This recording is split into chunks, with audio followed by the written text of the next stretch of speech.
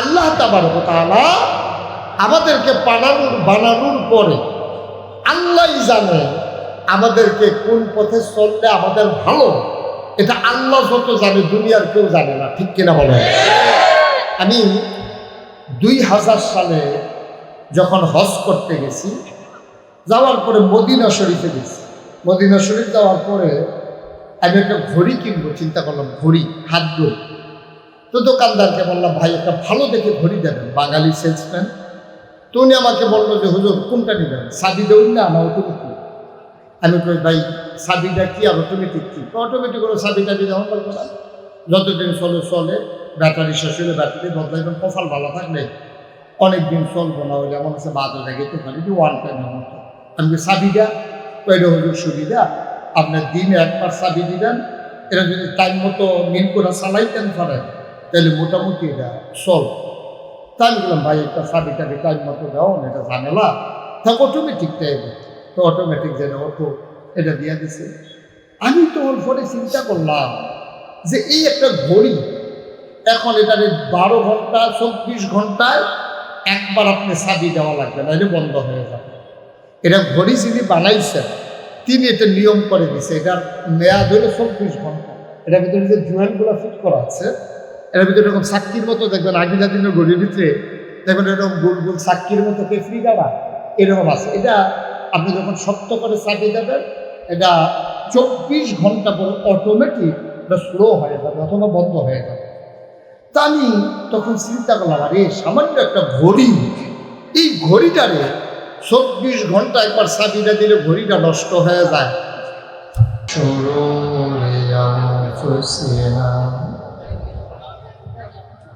ومن سيئات أعمالنا من يهد الله فلا مضل له ومن يضلل فلا هادي له ونشهد أن لا إله إلا الله وحده لا شريك له ونشهد أن سيدنا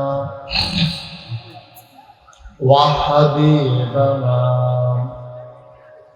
ومولانا محمدا عبده ورسوله الذي أرسله بالحق بشيرا ونذيرا وداعيا إلى الله بإذنه وسراجا منيرا. قال الله تعالى في القرآن المجيد وفي فرقان حميد.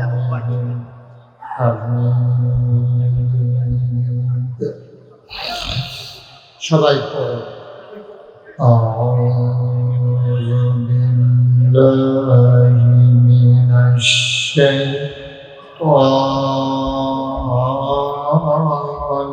الرجيم. بسم الله الرحمن الرحيم. إن الله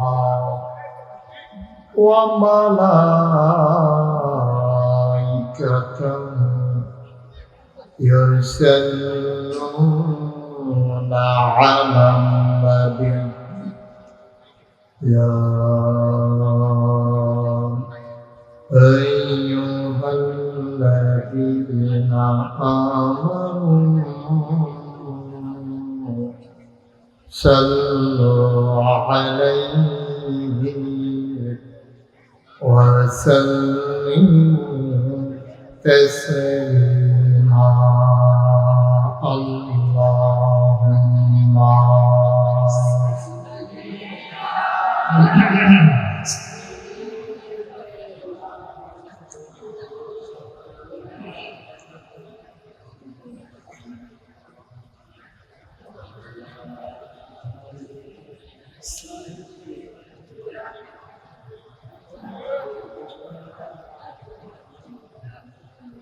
জোরে সুরে মহাব্বতের সাথে গলা ছেড়ে দিয়ে পড়ুন আল্লাহুম্মা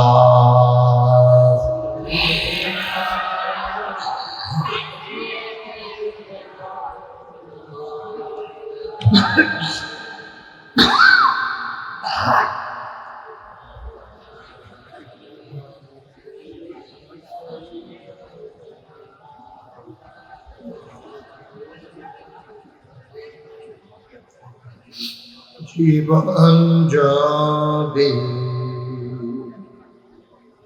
যায় চলে যা ঈমান ছাড়া যাবে না কমাও জীবন যদি যায় চলে যাক ইসলাম ছাড়া যাবে না ঈমান যদি ছাড়ো বন্ধু ইসলাম যদি ছাড়ো বন্ধু আল্লাহর জান্নাত পাবে না আল্লাহুম্মা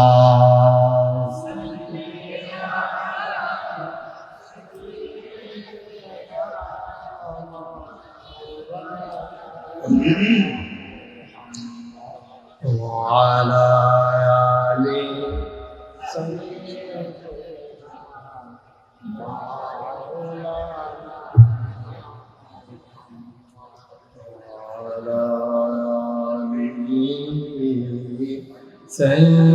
سيدنا مولانا لا إله إلا الله لا إله إلا الله لا إله لا إله لا إله إلا الله لا إله إلا الله لا إله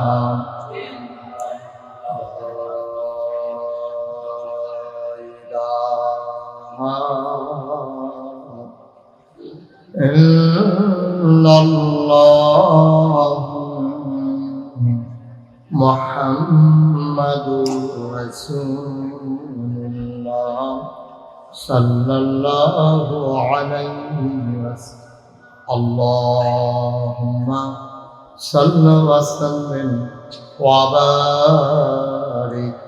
عليه সবাই পড়ি আলহামদুলিল্লাহ জোরে জোরে পড়ি আরো জোরে আল্লাহ তাবারক ওয়া তাআলার দরবারে আমরা লাখ কোটি শুকরিয়া জ্ঞাপন করছি যিনি আমাদেরকে ঐতিহ্যবাহী ঐতিহ্য ধর্ম বিচ্ছিন্ন বদ্বীপের মতো যে একটি উপজেলা ছিল, যার নাম হোমনা, যেখানে নৌকা ছাড়া পূর্বপুরুষেরা ঢোকার চিন্তাও করতে পারতেন না। সেই হোমনার কৃষ্ণপুর পশ্চিম পাড় বাইতুল নূর জামে মসজিদ পরিচালনা পর্ষদের উদ্যোগে আজ 28 সেপ্টেম্বর রোজ শনিবার বরকতময় দিন শেষে অন্ধকারের চাদর যখন পৃথিবী ঢেকে দিয়েছে, জানান দিয়েছে রাত হয়ে গেছে। আকাশে যখন ছিল সকালেও মেঘের ঘনঘটা, গতকাল ছিল যখন বৃষ্টির রিমঝিম বরিশন ধারা, আজকে দিনভর রোদ সেই দোদুল্যমানতাকে দূর করে দিয়েছে। কর্তৃপক্ষের মনে আতঙ্ক ধরে গিয়েছিল, মাহফিল করা যাবে কি যাবে না। সকল জল্পনা কল্পনার অবসান ঘটিয়ে যিনি আমাদের জন্য মনোরম পরিবেশ, অনুকূল আবহাওয়া দান করলেন, আলিশা বা আবুদের দরবারে অবনত মস্তকে সশ্রদ্ধ চিত্তে হৃদয়ের সবটুকুন আবেগ, উচ্ছ্বাস, ভালোবাসা, আকুতি কাকুতি মিনতি জমা করে মাবুদের শিখানো কালেমা দিয়ে চিৎকার করে সবাই পড়ি আলহামদুলিল্লাহ। জনাব সাহেবে সদর, আজকের মাহফিলের জনাব সভাপতি জনাব মীর মোহাম্মদ শফিকুল ইসলাম, আজকের মাহফিলের প্রধান অতিথি তারুণ্যদীপ্ত প্রাণ বিশিষ্ট আইনজীবী, এলাকার কৃতি সন্তান ব্যারিস্টার সাইফুল ইসলাম উজ্জ্বল, বিশেষ অতিথিবৃন্দ, মুআজ্জাজ মুকাররম উলামায়ে কেরাম, মুরব্বিয়ানে আযম, কলিজার টুকরা যুবকেরা, পর্দার আড়ালের মা ও বোনেরা, সবার প্রতি আমার আবারও আন্তরিক সশ্রদ্ধ সালাম। আসসালামু আলাইকুম ওয়া রাহমাতুল্লাহি ওয়া বারাকাতুহু। আমি এসে যেই পরিবেশ দেখছিলাম, কথা, চিৎকার, চেঁচামেচি, ব্যারিস্টার সাহেব আগে দিয়া না বললে তো বোধহয় আপনারা এখনো থামতেন না।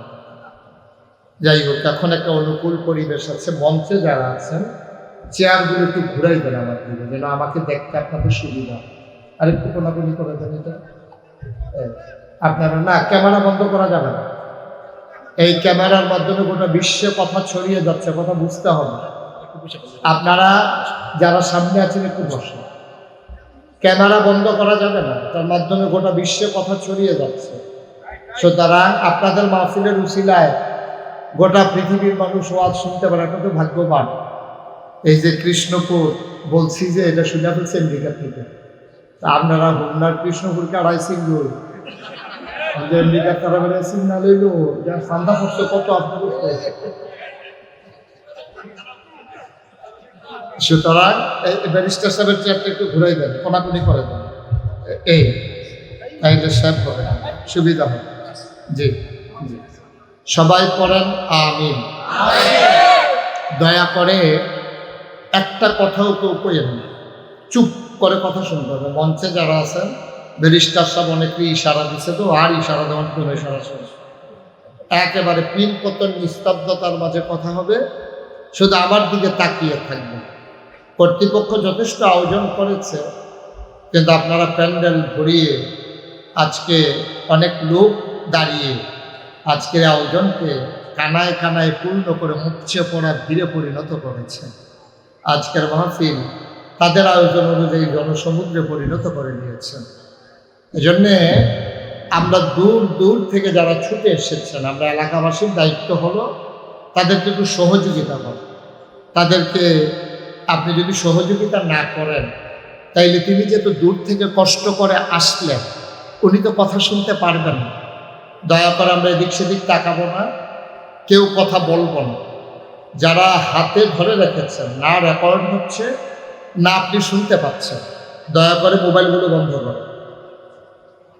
এভাবে রেকর্ড হয় না। ইউটিউবে হাজার হাজার ওয়াজ আছে। অন্তত আপনার যে একটা মোবাইল আছে এটা সকলে দেখে সারছে দেওয়ার কি সারছে না দেখা মাইটাটা পকেটে ঢুকাইতে দিতেছি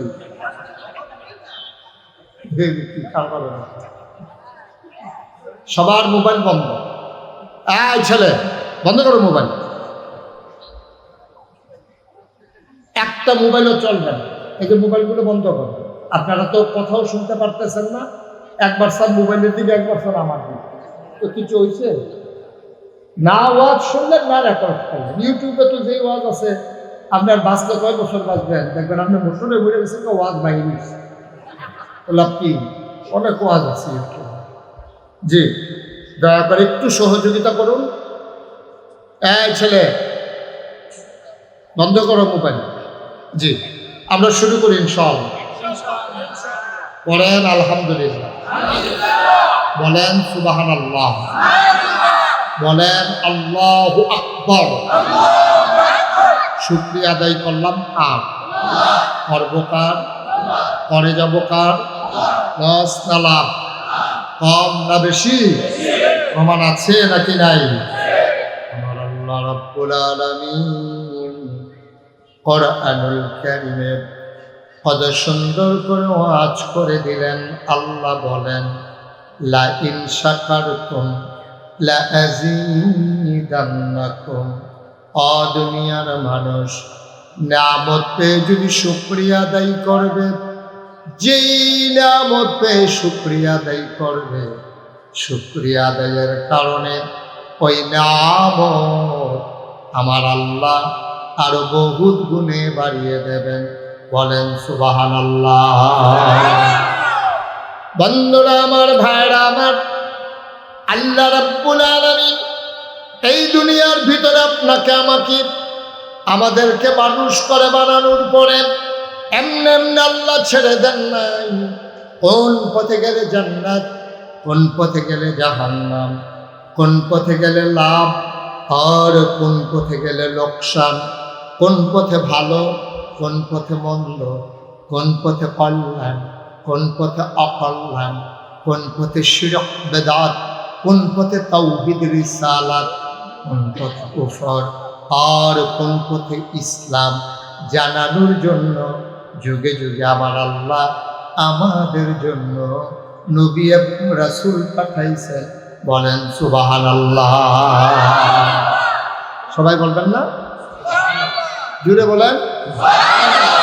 কেউ বলবেন, কেউ বলবেন না, তা হবে না। সবাই মিলে আমরা আওয়াজ করবেন সব, যখন যেখানে যেটা বলা দরকার। আপনাদের বুঝ আছে না ইনশাআল্লাহ? বল সুবহানাল্লাহ।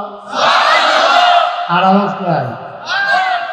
আমি তো সারা জীবন শুনলাম, হুম না কেউ একটা কম, তো কমে তো আওয়াজে তো না, এর থেকে বেশি আওয়াজ পাবে অন্য টাকা তো পাইছি। বলেন সুবহানাল্লাহ।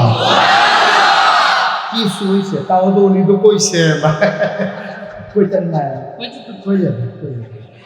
বলেন আলহামদুলিল্লাহ, বলেন আল্লাহু আকবার। সবাই কোন আমিন। যে কথাটা বলতেছিলাম, আল্লাহ তাবারক ওয়া তাআলা আমাদেরকে বানানোর পরে আল্লাহই জানে আমাদেরকে কোন পথে চললে আমাদের ভালো। এটা আল্লাহ যত জানে, দুনিয়ার কেউ জানে না। ঠিক কিনা বলেন? আমি 2000 সালে যখন হজ করতে গেছি, যাওয়ার পরে মদিনা শরীফে গেছি। মদিনা শরীফ যাওয়ার পরে আমি একটা ঘড়ি কিনবো চিন্তা করলাম, ঘড়ি, হাত ঘড়ি। তো দোকানদারকে বললাম, ভাই একটা ভালো দেখে ঘড়ি দেবেন, বাঙালি সেলসম্যান। তো উনি আমাকে বললো যে হুজুর কোনটা নেবেন, সাবি দেউন না অটোমেটিক? আমি কই ভাই সাবিটা কি আর অটোমেটিক কি? অটোমেটিক করে সাবিটা দিয়ে যেমন করবো না, যতদিন চলে চলে, ব্যাটারি শেষ হলে ব্যাটারি বদলাইবেন, কপাল ভালো থাকলে অনেক দিন চলবো না। হইলে আমার কাছে বাদ হয়ে গেতে পারি যে ওয়ান টাইমের মতো। আমি সাবিটা ওইটা হুজুর সুবিধা, আপনার দিনে একবার সাবি দিবেন, এটা যদি টাইম মতো মিল করে চালাইতেন পারেন তাহলে মোটামুটি এটা চল। তাই বললাম ভাই একটা সাবিটাকে টাইম মতো দাও না, এটা ঝামেলা থাক, অটোমেটিক টাইমে। তো অটোমেটিক যেন অটো এটা দিয়ে দিছে। আমি তো ওর পরে চিন্তা করলাম যে এই একটা ঘড়ি, এখন এটা 12 ঘন্টা 24 ঘন্টায় একবার আপনি চাবি দেওয়া লাগবে না, এটা বন্ধ হয়ে যাবে। এটা ঘড়ি যিনি বানাইছেন তিনি এটা নিয়ম করে দিছে। এটার মেয়াদ হলো 24 ঘন্টা। এটার ভিতরে যে জুয়েলগুলো ফিট করা আছে, এটার ভিতরে এরকম চাক্কির মতো দেখবেন, আগিনা দিনের ঘড়ির ভিতরে দেখবেন এরকম গোল গোল চাক্কির মতো কেফরি গাড়া এরকম আছে। এটা আপনি যখন শক্ত করে চাবি দেবেন, এটা 24 ঘন্টা পর অটোমেটিক এটা স্লো হয়ে যাবে অথবা বন্ধ হয়ে যাবে। তা আমি তখন চিন্তা করলাম, আরে সামান্য একটা ঘড়ি, এই ঘড়িটারে 24 ঘন্টা একবার চাবিটা দিলে ঘড়িটা নষ্ট হয়ে যায়। আজ এবার সরাই সারো, সরাই সারলে আপনারা জানাইয়েন আমাদের।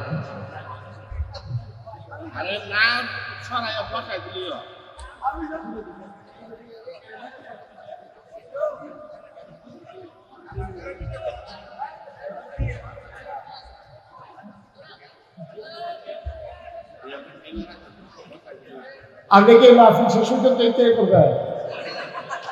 হ্যাঁ, মর্তা ছাড়া কি তো চিন্তা করো না। এটা আপনি একটা মাহফিলে মাইকে দেয় সেটা চিন্তা করবেন, একটা ছাড়া ভালো লাগাই দেবেন। এটা একটা শব্দও করেন না। আমিন কম, জুড়ে কম, আরো জুড়ে। বন্ধুরা আমার, ভাইয়েরা আমার, সামান্য একটা ঘড়ি যিনি বানিয়েছেন তিনি আইন করে দিলেন 24 ঘন্টা একবার চাবি দেওয়া লাগবে না, ইলে চলবে না। সামান্য কেনায় টাকার ঘড়ি যদি এমন হয়, যিনি তোমাকে আমাকে মানুষ বানালে উনি জানিয়ে দিলেন কি করা যাবে কি করা যাবে না, কি খাওয়া যাবে কি খাওয়া যাবে না, কি ধরা যাবে কি ধরা যাবে না, কোথায় যাওয়া যাবে কোথায় যাওয়া যাবে না। তাইলে ঘড়ি যদি নিয়ম না মানলে নষ্ট হয়ে যায়, যিনি মানুষ বানাইল তার নিয়ম না মানলে সমাজ ঠিক থাকবে না, নষ্ট হয়ে যাবে। এটাই হয়েছে গত 15 বছর, এই কাজটাই হয়েছে। নিয়মের কোনো তোয়াক্কা নাই, মন যা চায় তাই করেছে, সমাজ নষ্ট হয়ে গেছে। ঠিক কিনা বলুন? সমাজ ধ্বংস হয়ে গেছে। শিক্ষা ব্যবস্থা বলেন, এই যে বিচার ব্যবস্থা বলেন, ব্যবসার ব্যবস্থা বলেন, অর্থনৈতিক ব্যবস্থা বলেন, পুলিশ বলেন, বিজিবি বলেন, অকরে সংসার, এই যে জামাই বউ, এই ব্যাপারে নষ্ট হয়ে গেছে। কারণ বউ করে একদল, জামাই করে আরেক দল। বউয়েরটা ক্ষমতা এমনি হেবারার উপরে দিয়ে ক্ষমতা দেয় তো স্যার। ঠিক কিনা কর? সব শেষ। নিয়ম মানে নাই তো। নিয়ম দিয়েছেন কে? আল্লাহ। নিয়ম যখন মানুষ লঙ্ঘন করে ফেলে, তখন ঘড়ি যেমন ওই বানান্নার নিয়ম না মানলে ঘড়ি নষ্ট হয়, সমাজের আল্লাহর নিয়ম না মানলে সমাজ, রাষ্ট্র, ব্যক্তি জীবন, পারিবারিক জীবন সব কিছু নষ্ট হয়ে যায়। ঠিক কিনা বলেন? আহা, আমি তো ওয়াজ করতে পারবো না আজকে। আপনি এত বিরক্ত করলে কেমনে ওয়াজ করবো আমি? কি শুরু করছেন আপনারা এখানে?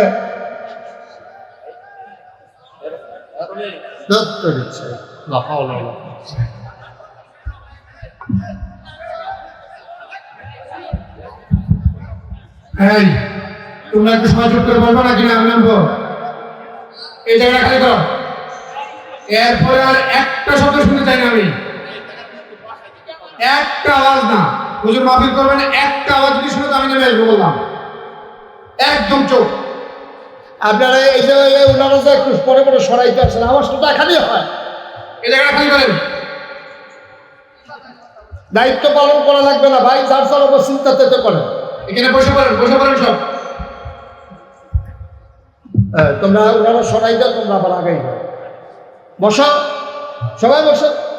এখানে যারা আছেন বসে, আপনি বসেন, মাথা লেগে বসেন, বসেন, আরো দূরে দিয়ে বসে যান। আমার এটা কি লড়ে না কেন এখান থেকে? এই জায়গাটা খালি করো না।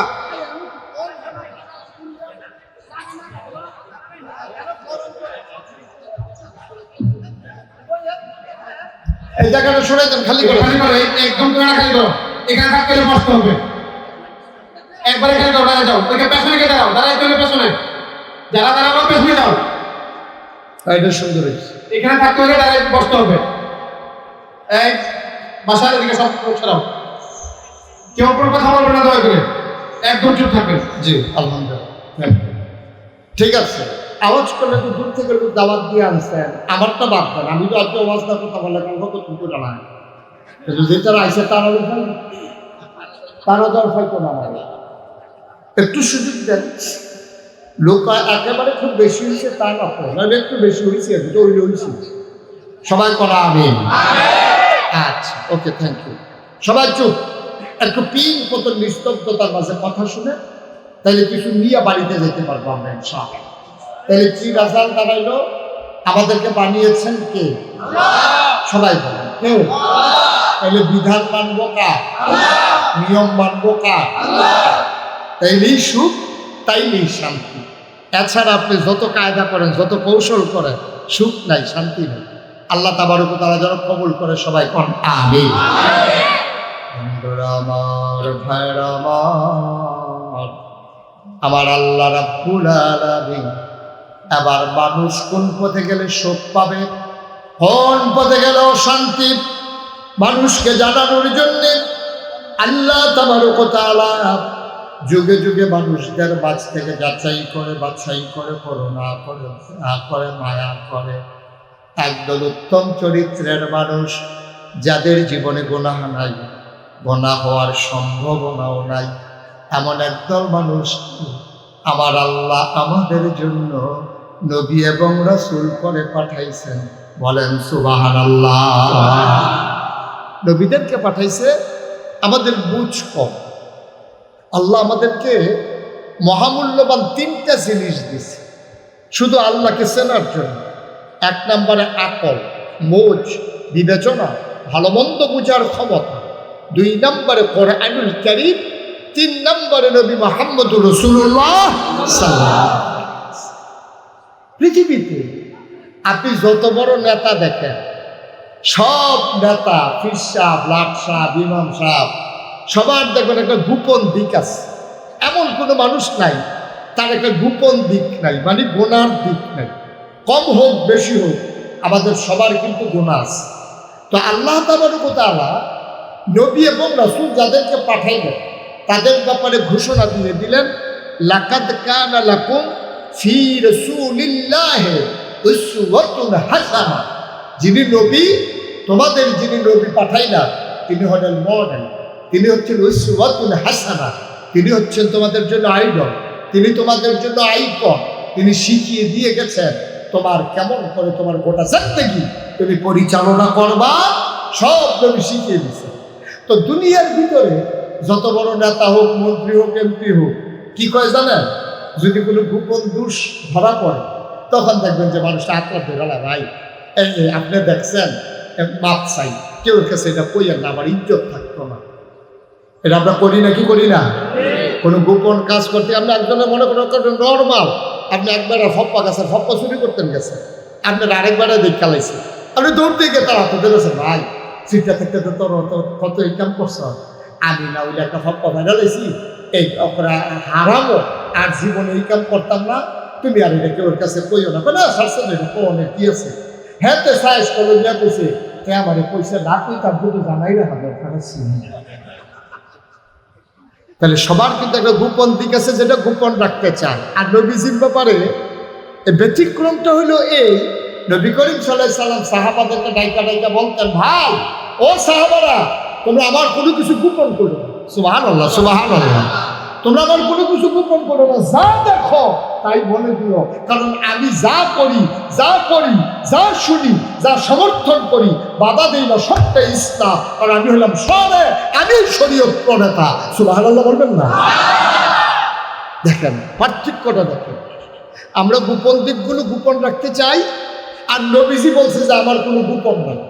আমি স্ত্রীর সাথে কেমনে ঘুমাইছি, আমি কেমন করে এই আপনাদের সাথে ব্যবসা করছি, আমি কেমনে লেনদেন করছি, কেমনে কথা বলছি, সব তোমরা প্রকাশ করে দিও, কোনো কিছু গোপন করো না, কারণ মানুষ জানবে কেমনে? আল্লাহ তো আমাকে পাঠাইছে উসওয়াতুন হাসানাহ, মডেল হিসাবে, আইডল হিসাবে মানুষ আমাকে অনুকরণ করবে। এই জন্য যেহেতু আল্লাহ পাঠাইছে, আমার সব কিছু প্রকাশ করে দিও। সুবহানাল্লাহ বলবেন না? একটা সময়ে মন খুলে বাংলাদেশের আলেম ওলামারা কথা বলতে পারেন না, ঠিক কিনা কর? মসজিদের মিম্বারগুলোকে থামিয়ে দেওয়া হয়েছে। মসজিদের মিম্বারগুলো থেকে ওলামায়ে কেরাম সঠিক কথাটা বলতে পারে নাই, কিন্তু এখন যেহেতু সুযোগ এসেছে, পক্ষে না বিপক্ষে এটা যাচাই করে নিন। আমার কথাগুলো আপনার পক্ষে গেল না বিপক্ষে গেল এই চিন্তার দরকার নাই। আপনি শুধু ভাববেন আমার কথাগুলো আপনার বিবেকে নাড়া দেয় কিনা, কোরআন সুন্নাহ মোতাবেক এগিয়ে যাচ্ছে কিনা। আপনার বিরুদ্ধে যাক, কিন্তু কথাটা আল্লাহ। আমরা এই মন মানসিকতা নিয়ে বসি যে আমরা গ্রহণ করতে যেন প্রস্তুত হই। আল্লাহ যেন কবুল করে, সবাই কোন আমিন। এন্তেকালের 81 দিন আগে, নবীজির এন্তেকালের 81 দিন আগে নবী গেলেন আরাফার ময়দানে। কারণ ইসলাম যেহেতু একটা পরিপূর্ণ ব্যবস্থা, এটা কমানোও যাবে না, এটা বাড়ানোও যাবে না, যা আছে তাই ১,৫০০ বছর আগে যা দিয়েছে এটার নাম ইসলাম। এটাকে বাড়ানোও যাবে না, কমানোও যাবে না। কেউ যদি বাড়াইতে চায় তাহলে ইসলাম থাকবে না, কমাই ফেললো ইসলাম থাকবে না। মনে করেন আমি যখন আপনাদের এই গ্রামে আসলাম, মনে করেন উজ্জ্বল ভাইয়ের ঘরে, ব্যারিস্টার সাইফুল ইসলাম উজ্জ্বল, ওনার ঘরে আমি বসলাম। তো বসার পরে আমি বললাম, মনে করেন যে উজ্জ্বল ভাই আমাকে এক গ্লাস পানি দেন দেখি। তো উনি গেছে ভিতর বাড়িতে পানি আনার জন্য। তো ওনার ওয়াইফ ওনাকে জিজ্ঞেস করতেছে পানি নেন কার জন্য? বলছে যে নাগেশের পিসা হুজুর আসছে, মুশতাক ফয়েজি, উনি পানি চাইছে, পানি নিতে আসছে।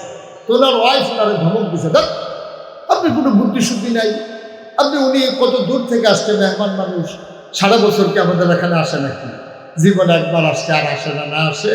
ঘরের ভিতরে ট্যাঙ্ক আছে, এগুলো ট্যাঙ্ক তো দিছে ট্যাঙ্ক।